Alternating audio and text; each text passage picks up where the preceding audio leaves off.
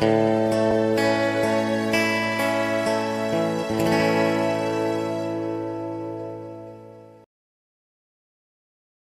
617. Rasa malu yang mulia Yumiko. Setelah Jingo Masahide mengucapkan kata-kata tersebut, Yumiko tentu saja sangat marah, tetapi dia juga tahu di dalam hatinya bahwa Jingo Masahide tidak dapat dibunuh. Bagaimanapun, keduanya adalah senior dan saudari dari sekolah seni yang sama. Membunuh anggota keluarga Jingo sama saja dengan tidak berperasaan dan tidak adil. Melihat ini, penjaga ninja wanita lainnya berlutut satu demi satu, menundukkan kepala dan memohon Yang Mulia Yumiko untuk memaafkan Komandan Jingo atas kesalahannya. Hanako ada di sisi Yumiko, dan dia juga sangat khawatir wanita muda itu akan membunuh Masahide Jingo dengan marah, jadi dia sedikit menggelengkan kepalanya ke arah Yumiko, menunjukkan mata gugup. Rasa ketidakberdayaan yang mendalam muncul dari hati Yumiko. Dia menarik napas dalam-dalam, menjadi tenang, dan akhirnya menjatuhkan pedang samurai, berbalik, dan menghubungi Jingo yang sedang berlutut. Kamu pergi. Jangan ikuti aku lagi. Mulai hari ini dan seterusnya, kamu dan aku tidak akan memiliki hubungan. Kembalilah dan beritahu para tetua di pintu guru bahwa sejak Yumiko pergi, sejak hari meninggalkan gerbang gunung, identitas Yumiko telah hancur, dan dia hanya bisa menjadi anggota istana, melakukan perjuangan untuk kekaisaran. Pada titik ini, Yumiko pasti mengerti bahwa alasan mengapa Jingo tidak mematuhi perintahnya dan ingin membunuh Kenzi tanpa izin hanya bisa menjadi niat Sekte Kaisar di belakangnya. Mudah untuk menebak niat Sekte Kaisar. Pertama, bunuh Kenzi untuk menghilangkan hambatan terbesar, dan kemudian memilih menantu keluarga kerajaan segera, mencoba yang terbaik untuk mempromosikan pernikahan kerajaan yang didukung oleh Yumiko dan Sekte Kaisar. 10 tahun kemudian, hanya menunggu ahli waris Yumiko mewarisi ortodoksi kaisar, dapat dibayangkan bahwa Sekte Kaisar akan memperoleh status politik yang hebat. Karena ini masalahnya, Masahide ingin mengikuti perintah Yang Mulia dan meninggalkan sisi Yang Mulia. Jingo Masahide berdiri dari tanah, membungkuk dalam-dalam, dan berkata, apa Yang Mulia katakan barusan, Masahide akan memberitahu Shimen kata demi kata, tetapi Yang Mulia perlu tahu, tidak peduli apakah itu kepentingan publik atau kepentingan pribadi, tidak peduli dari sudut manapun, dukung sisi sekte, singkirkan penjahat adalah kebijakan yang ditetapkan sekte yang tidak akan diubah.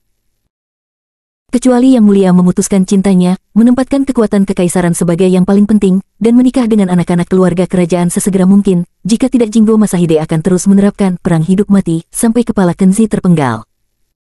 Setelah mengatakan ini, Masahide Jingo membungkuk lagi, lalu memimpin penjaga ninja wanita di bawahnya, berbalik dan pergi. Setelah Jingo dan yang lainnya keluar, Yumiko sepertinya telah kehilangan semua kekuatannya, duduk di sofa dengan lemah, matanya penuh kekhawatiran. Nona, apa yang harus kita lakukan? Hanako buru-buru datang ke sisinya, khawatir mereka tidak akan menyerah sampai mereka mencapai tujuan mereka.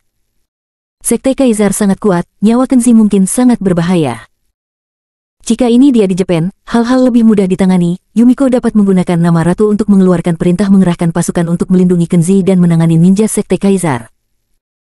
Sangat disayangkan bahwa ini adalah daratan 4X, dan Yumiko tidak mungkin mengatur kegiatan militer resmi apapun, tetapi Sekte Kaisar, sekte misterius yang bersifat religius, tidak akan memiliki kesulitan seperti itu. Yumiko kehilangan kendali sesaat, dan berkata dengan bingung, alangkah baiknya jika dia ada di sisiku. Dia lebih pintar dariku dan pasti bisa memberitahuku bagaimana menghadapi situasi saat ini. Tepat ketika kata-kata itu jatuh, suara malas datang dari luar jendela selatan. Yumiko, sepertinya kamu tidak memenuhi syarat untuk menjadi ratu. Banyak hal yang tidak beres. Saat dia berbicara, sesosok melayang dari jendela, dan kebetulan itu adalah Kenzi. Kenzi telah mengintai sejak lama dan menguping di luar jendela. Setelah mendengarkan percakapan antara Jingo dan Yumiko, dia telah memutuskan dalam hatinya bahwa bagaimanapun juga, Yumiko adalah wanitanya, dan dia tidak dapat berdiam diri dan melihat situasi Yumiko saat ini. Melihat kemunculan tiba-tiba Kenzi, Yumiko dan Hanako berdiri bersamaan, terkejut. Kedua pasang mata yang indah itu menatap kosong ke arahnya, mereka tidak pernah menyangka bahwa Kenzi akan muncul di hadapan mereka tanpa ada yang menyadarinya. Suamiku, aku. Yumiko sedikit bersemangat, tetapi juga sedikit gelisah. Bagian yang menggembirakan adalah Kenzi akhirnya muncul di depan matanya, dan dia sangat proaktif pada saat dia sangat membutuhkannya. Namun, bagian yang tidak menyenangkan adalah, oke, aku sudah tahu segalanya, jadi jangan katakan apa-apa lagi. Kenzi melambaikan tangannya, memotongnya, lalu berjalan mendekat dan berkata, ayo, biarkan aku melihat mengapa kamu seperti Hanako, bahkan lebih parah berat badanmu turun. Saat dia berbicara, Kenzi meraih tangan Yumiko dan duduk di sofa bersamanya. Saat ini, mata Yumiko mulai memerah. Kenzi meraih tangannya dan rela duduk bersamanya dengan begitu intim. Apakah itu berarti hati kekasihnya sudah kembali sekarang? Hanako, jangan berdiri di sana dengan bodoh. Suamimu ingin berbicara dengan nonamu. Buat teh dan menunggu. Kenzi melirik Hanako yang masih berdiri di sampingnya dengan linglung dan mengatakan sesuatu, berpura-pura tidak puas. Baru saat itulah Hanako sadar, dan dia segera menunjukkan ekspresi terkejut dan buru-buru membungkuk, "Hai." Detik berikutnya, Hanako, yang baru saja khawatir, berubah menjadi kucing kecil yang bahagia. Seperti bunga penuh senyuman, dia buru-buru membuatkan teh untuk Kenzi dengan cara yang ramah dan manis. "Ayo, biarkan aku melihat perutmu dulu." Kenzi mengulurkan tangannya dengan sembarangan, menyentuh perut rata Yumiko, lalu berkata pura-pura kecewa, "Yumiko, kamu sama sekali tidak mengandung anakku. Kenapa kamu sengaja membohongiku?" Dia telah menonton diam-diam di luar jendela begitu lama, dan dia sudah melihat bahwa Yumiko tidak hamil. Tapi apakah dia hamil atau tidak itu tidak penting lagi, yang terpenting adalah Kenzi telah mengambil keputusan bahwa dia tidak akan pernah membiarkan wanitanya dipaksa menikah dengan pria lain dan menjadi korban politik. Pada saat ini, diekspos oleh trik kehamilan Kenzi, Yumiko, ratu yang malang, benar-benar tersipu seperti pantat monyet. Dia menundukkan kepalanya, dan berkata dengan suara yang lebih lembut dari nyamuk, "Tidak, bukan Yumiko yang sengaja menipu Tuan tapi Hanako berbohong kepada Tuan." Secara teoritis, Yumiko pernah belajar di sekolah sekte kaisar sebelumnya sebagai Dewi Kuil Istana Kekaisaran, dan sekarang sebagai wali ratu, hidupnya pada dasarnya selalu terbuka dan jujur, tanpa pemalsuan. Tetapi hanya karena dia ingin Kenzi kembali padanya, dia benar-benar menyetujui kebohongan Hanako, dan berencana untuk bekerja sama dengan kebohongan Hanako, menggunakan alasan aneh, kehamilan, untuk mengelabui Kenzi kembali ke sisinya membuatnya merasa malu. Bab 618. Pikiran sedih yang mulia. Hanako di sebelahnya tidak terlalu peduli, dia menjulurkan lidahnya dengan main-main, lalu berkata sambil tersenyum, "Tuan Kenzi, jika Anda ingin menyalahkan, salahkan Hanako, jangan salahkan Nona." Hanako tidak ingin melihat Nona menderita setiap hari karena rasa sakit mabuk cinta, itu sebabnya aku berbohong padamu, mencoba memikat suami kembali ke Nona muda. Itu harus dihukum. Kenzi pura-pura tidak senang dan berkata, "Aku akan menghukummu sekarang untuk menaruh air mandi, kamu akan menungguku mandi. Aku masih memiliki banyak hal penting untuk didiskusikan dengan Nona mudamu, jadi aku tidak akan pergi malam ini dan tinggal dengan nonmu untuk malam ini." Setelah mendengar ini, mata indah Yumiko berlinang air mata. Dia terkejut, Kenzi rela menginap, yang jelas menunjukkan bahwa dia bersedia membangun kembali hubungan lama dengannya. Kenzi melihat ekspresi Yumiko dan berkata dengan sengaja, "Yumiko, apa ekspresimu? Apakah kamu tidak ingin aku tinggal?" "Ah, tidak." Yumiko terkejut, berdiri dengan cepat dan berkata, "Suamiku, menunggumu mandi seharusnya dilakukan oleh Miko, dan malam ini akan membiarkan Yumiko menjaga suamiku." Malam ini, di bawah pelayanan Yumiko dan Hanako, Kenzi mandi dan pergi tidur, seolah-olah dia telah kembali ke masa lalu lagi, terjebak di benteng bawah tanah, dia meninjau kembali hubungan lama dengan Yumiko dan Hanako. Terbalik, berlama-lama beberapa kali, Hanako sangat lelah hingga hampir roboh, dia tidak bisa menahan rasa lelahnya, meringkuk ke satu sisi, dan tertidur lelap. Namun, Kenzi tidak merasa mengantuk, jadi dia memeluk Yumiko dan berbicara dengannya tentang apa yang perlu dia bicarakan. "Katakan padaku, Yang Mulia, bagaimana rencanamu menghadapi pernikahan paksa orang-orang tua itu?" Kenzi tampak tak kenal lelah, seolah dia tidak perlu istirahat. Mata berkabut Yumiko berangsur-angsur menjadi cerah, dan wajahnya yang cantik masih memerah, dia meringkuk ke pelukan Kenzi dan berkata dengan lembut, "Sebenarnya, Yumiko tidak punya rencana bagus. Yumiko berharap kamu akan kembali ke Kyoto, dan kemudian, secepat mungkin, mengundang beberapa reporter, pergi ke aula dan mengadakan pernikahan rahasia, dan menunggu kerabat kerajaan dan menteri yang keras kepala bereaksi. Jadi, secara alami, mereka tidak mungkin memaksa Yumiko untuk menikah dengan pria lain." Kenzi tersenyum setelah mendengar ini, "Kamu bertindak sembrono, dan itu hanya bisa dianggap sebagai cara yang bodoh. Jika kamu benar-benar mengabaikan keberatan mereka dan menikah secara paksa denganku, saya pikir mereka akan mengguncang istana, dan bahkan memaksa Anda untuk mundur." Yumiko menyandarkan kepala dan wajahnya di dadanya, menutup bulu matanya, dan berkata dengan nyaman, Yumiko tidak peduli lagi, jika mereka harus memaksa Yumiko menikah dengan pria lain, Yumiko lebih baik mundur daripada menjadi wali ratu. Kenzi tahu bahwa Yumiko tidak pernah ingin menjadi wali ratu, dan alasan mengapa dia datang ke hal ini karena kakeknya, kaisar, dan kelumpuhannya ayahnya, juga demi keluarga langsung kaisar yang selama ini dia pelihara, agar tidak ada lagi kecelakaan. Namun, apakah ada perubahan atau tidak, itu tidak pernah dipindahkan atas kehendak orang tertentu. Tanpa alasan, Kenzi menghela nafas sebelum waktunya. Ketika kamu memasuki istana, itu sedalam laut, dan kamu adalah pejalan kaki sejak saat itu. Adalah normal bagimu untuk memiliki pikiran yang tidak realistis ketika kamu bersamaku hari ini. Tapi tunggu ketika kamu kembali ke istana dan pusat kekuasaan, mungkin pikiranmu akan berubah. Yumiko mengangkat kepalanya secara terbuka, menatapnya dan berkata, suamiku, apakah kamu meragukan ketulusan Yumiko terhadapmu? Kenzi cemas ketika melihatnya, dia pun penuh penghiburan, aku hanya ingin memberitahumu, bahkan meski kamu tidak ingin menjadi ratu, kamu masih cucu perempuan kakek kaisar dan putri kaisar.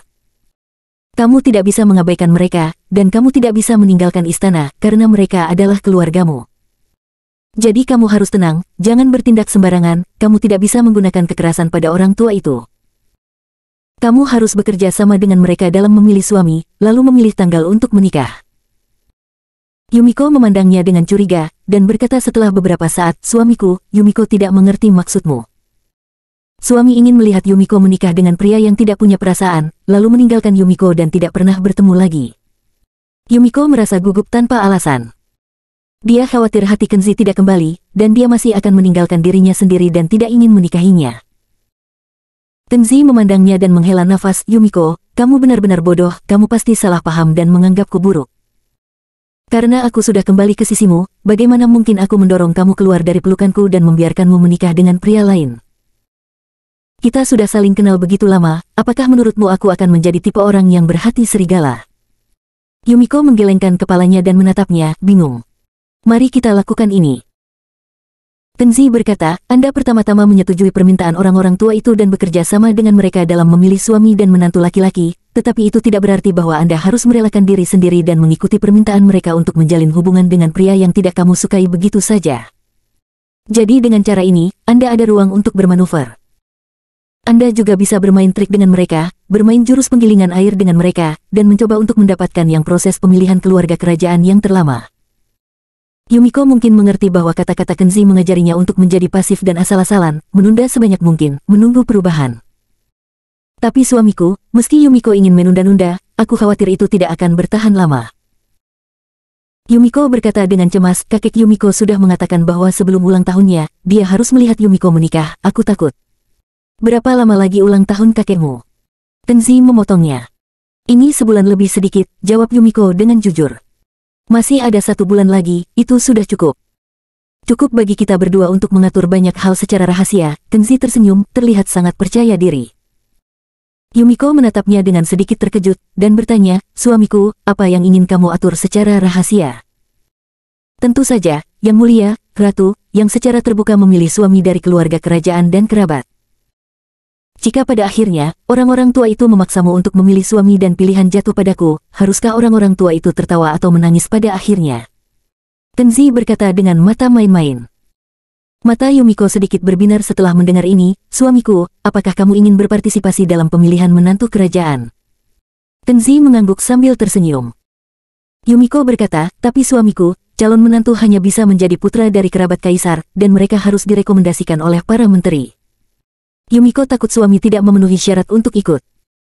Apakah orang-orang tua itu memenuhi syarat? Itu tidak masuk hitungan, saya memiliki keputusan akhir, kata Kenzi dengan tegas. Yumiko bertanya-tanya, suamiku, apakah kamu punya rencana? Kenzi mengangguk lagi. Yumiko berkata dengan penuh semangat, cepat beritahu Yumiko. Kenzi memainkan trik dan mendekat secara misterius, kalau begitu jawab aku dulu, apakah kamu lelah sekarang? Yumiko menggelengkan kepalanya tanpa sadar, Yumiko tidak lelah.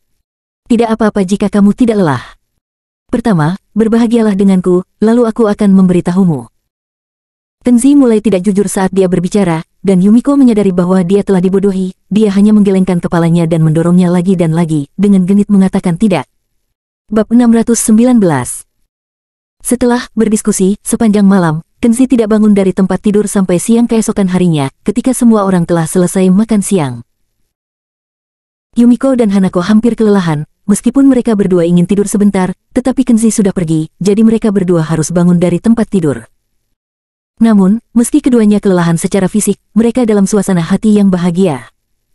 Karena Kenzi membawa harapan bagi mereka berdua, itu adalah harapan yang manis. Sebelum berpisah, Yumiko berkata dengan enggan, suamiku, kamu harus ingat bahwa kamu harus bergegas ke Kyoto secepatnya. Yumiko khawatir tidak bisa menunda terlalu lama. Kenzi menyentuh pipinya, jangan khawatir, aku tidak akan mengolok-olok kebahagiaan seumur hidup Anda. Yang ingin dilakukan Kenzi, menjelaskan kepada Jaiden Blue terlebih dahulu untuk sesaat, biarkan agen intelijennya pergi ke ibu kota untuk membuat tata letak. Pada saat yang sama, dia juga ingin menggunakan beberapa hari ini untuk mengakhiri dengan bersih hal-hal kecil tentang perusahaan Smile. Dua hal yang terjadi pada saat yang sama ini tidak akan memengaruhinya untuk berpartisipasi dalam acara pemilihan suami Yumiko, tetapi hal lain yang sangat ingin dia lakukan adalah pergi ke lembah Bodhisattva untuk menemukan harta suci kuil teratai putih yang hanya bisa ditempatkan setelah pemilihan suami Yumiko. Lagi pula, pergi ke lembah Bodhisattva untuk menemukan harta karun suci pasti akan sangat berbahaya dan akan memakan banyak waktu. Namun, pilihan Yumiko terhadap Falon suaminya relatif lebih penting. Ada prioritas, dan tentu saja dia harus mengutamakan masalah Yumiko. Sore hari, Kenzi memanggil Jaiden Blue. Jaiden Blue hampir sangat gembira ketika mengetahui bahwa tuan muda itu akhirnya tercerahkan dan bersedia menikahi Yang Mulia Yumiko, Ratu Wali Timur. Masa depan tuan muda tidak terbatas, Jaiden Blue, sebagai rombongan yang setia, secara alami akan mengikuti tuan muda untuk mendapatkan kejayaan di masa depan. Jaiden Blue mengeluarkan buku catatan kecilnya, dan mencatat dengan hormat semua yang Kenzi suruh dia lakukan. Setelah mengatur hal-hal ini, Kenzi menceritakan kembali kisah ninja oriental dari keluarga Jingo, dan mengatakan kepadanya, kamu membuat pengaturan, menggunakan seluruh kekuatanmu, dan memburu ninja oriental yang ingin membunuhku. Tangkap jika Anda bisa, dan bunuh jika Anda tidak bisa. Singkatnya, saya mengalami banyak sakit kepala sekarang, dan saya tidak ingin ada orang yang membuat masalah bagi saya lagi. Kenzi tidak akan pernah berhati lembut ketika berhadapan dengan musuh, dan dia tidak akan keberatan dengan gadis bernama Jingo Masahide, komandan ninja, yang berteman dengan Yumiko. Ketika Jaiden Blue mengetahui bahwa tuan muda itu juga telah diincar untuk dibunuh, dia tiba-tiba merasa bahwa masalahnya serius, dan segera mengeluarkan ponselnya untuk mengeluarkan perintah menjungkir balikkan ibu kota provinsi. Dengan Jaiden Blue dan tim intelijen dari Alpha Squad membantunya, Kenzi merasa jauh lebih nyaman. Sekarang dia hanya perlu menyelesaikan penanganan masalah sepele di perusahaan Smile, dan kemudian dia bisa menikahi Yumiko, istri oriental. Ding-ling-ling, ding-ling-ling, tidak lama setelah Jaiden Blue pergi, Kenzi menerima telepon, dia menjawab telepon, dan itu adalah panggilan Aurora Bliss, dan telepon itu mengatakan bahwa dia telah tiba di ibu kota provinsi. Kenzi sedikit terkejut, dia berbicara di telepon 2 hari sebelumnya, dan Aurora Bliss masih mengeluh di telepon, mengatakan bahwa dia sangat sibuk selama ini sehingga dia pindah ke perusahaan untuk makan dan menginap. Tak tahu mengapa dia tiba-tiba datang ke ibu kota provinsi dari Wakanda hari ini. Setelah mengucapkan beberapa kata, dia menutup telepon, berganti pakaian, dan pergi ke Sky International Hotel. Di suite eksekutif yang luas, Aurora Bliss berjalan mondar-mandir dengan gelisah di ruang tamu. Dia mengenakan kemeja putih dan rok hitam yang biasa dia pakai untuk bekerja. Dia membungkus sosoknya yang tinggi dengan erat, dan dia masih terlihat sangat seksi dan menawan, terutama sepasang rok sutra hitamnya, lurus dan ramping, bahkan lebih misterius dan menarik. Hanya saja ekspresi Aurora Bliss tidak terlihat sangat bahagia, dia mondar-mandir dengan gelisah, seolah sedang menunggu seseorang di ruang tamu. Melihat Kenzi masuk dari pintu, Aurora Bliss merasa sedikit lebih bahagia, dia bergegas untuk menyambutnya, meraih tangan Kenzi dengan penuh kasih sayang, dan duduk di sofa bersamanya. Kenzi, bagaimana masa tinggalmu di ibu kota provinsi? Apa yang dilakukan Kenzi di ibu kota provinsi? Aurora Bliss hanya tahu bahwa setelah menyelesaikan pelatihannya di Universitas Wakanda, dia harus datang ke perusahaan besar di ibu kota provinsi untuk magang atau apapun itu. Di mata Aurora Bliss, meskipun kinerja Kenzi dalam beberapa tahun terakhir telah meningkat pesat dibandingkan sebelumnya, bagaimanapun juga, Kenzi hanyalah seorang suami biasa yang sedang berjuang dalam karirnya, dan Aurora Bliss, sebagai seorang presiden wanita yang berprestasi, tentunya harus selalu peduli dengan kehidupan suaminya dan mendorongnya untuk terus bekerja keras dan berusaha membuat perbedaan dalam karirnya. Setelah Aurora Bliss mengajukan banyak pertanyaan, dia benar-benar mengambil tas itu dan ingin mengeluarkan uang. Kenzi hampir tertawa dan menekan tangannya tepat waktu. Oke, kamu tidak perlu memberiku uang. Jika ibumu tahu, dia pasti mengatakan bahwa aku adalah pria yang mengandalkan istrinya untuk makan. Aurora Bliss memberinya pandangan kosong setelah mendengar ini, apa salahnya mengandalkan istrimu? Apa masalahnya dengan makan nasi lunak? Selama kamu bekerja keras dan membuat kemajuan, aku akan membiarkanmu menjadi eksekutif di perusahaan setelah kamu kembali ke Wakanda, dan tentu saja tidak ada yang akan berbicara buruk tentangmu di belakang dan tidak ada yang akan memandang rendah kamu. Tenzi hanya bisa tersenyum kecut setelah mendengar ini. Aurora Bliss benar-benar bodoh, dan dia belum menemukan rahasianya sampai sekarang. Jika Aurora Bliss tahu bahwa dia sebenarnya adalah bos, khawatir dia tidak akan bisa mengatakan kata-kata seperti itu lagi. Tapi hal semacam ini sangat menyenangkan. Tenzi sangat menikmati nada seperti ini, dan dia tidak terburu-buru untuk mengungkapkan rahasianya sekaligus. Rora, ceritakan padaku bagaimana kabarmu akhir-akhir ini. Tenzi mengambil inisiatif untuk mengambil termosnya, menyesapnya dan berkata, saya ingat Anda mengatakan kepada saya kemarin lusa bahwa Anda sangat sibuk akhir-akhir ini, mengapa Anda datang ke ibu kota provinsi hari ini? Kamu datang ke sini untuk mengunjungi saya di ibu kota provinsi. Mendengar dia menyebutkan ini, ekspresi Aurora Bliss segera berubah suram, dan dia berkata dengan cemberut, saya ingin datang ke ibu kota provinsi untuk mengunjungi Anda ketika saya punya waktu, tapi sayangnya tidak. Hari ini, saya sengaja datang ke ibu kota provinsi untuk suatu hal, jadi aku mampir untuk melihat Anda. Tenzi memandangnya dengan aneh dan berkata, ada apa? Anda dalam masalah lagi? Aurora mengerutkan kening dan berkata, bukan saya yang dalam masalah, tetapi perusahaan dalam masalah. Ada masalah besar yang dikacaukan oleh perusahaan. Jika masalah ini tidak diselesaikan dengan benar, saya kira seluruh perusahaan akan mendapat masalah. Saya akan kehilangan segalanya. Saat dia berbicara, Aurora Bliss menjadi semakin tertekan, hampir menangis. Melihat ini, Tenzi dengan cepat menghiburnya dan berkata, jangan khawatir, katakan saja pelan-pelan, apa yang terjadi.